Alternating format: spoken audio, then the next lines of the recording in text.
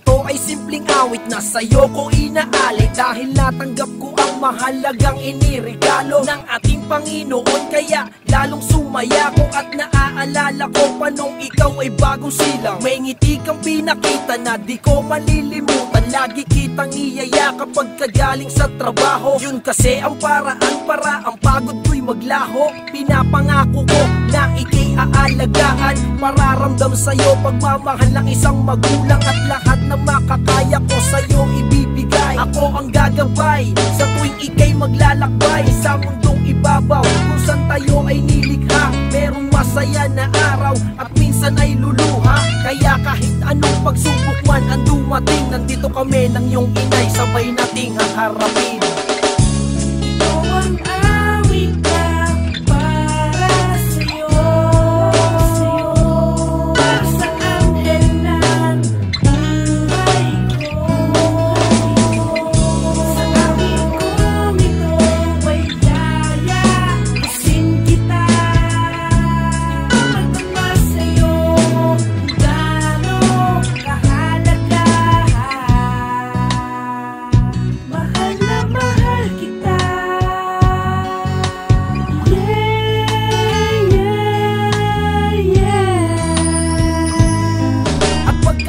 Sa umaga, ikaw ang inaalala kung maayos ba ang tulog ng anak kong nasa kuna.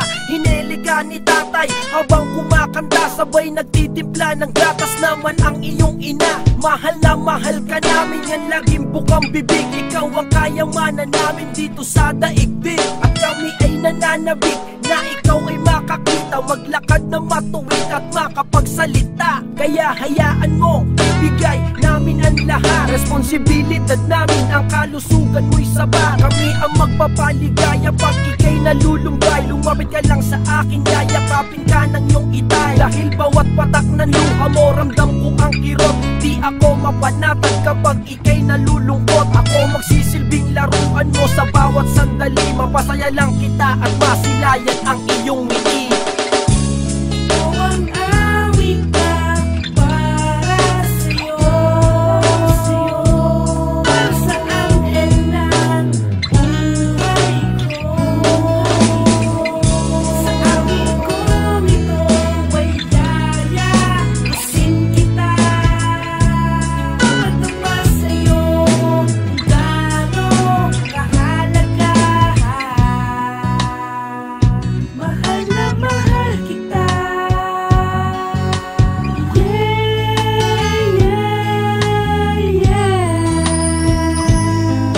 Pagdating ng araw na kaya mo na mag-isa, huwag mong kakaligtaan pangaral namin ng iyong ina. Ang paggamit ng po at opo sa mga matanda, at maging mapagbigay sa mga naging ulila.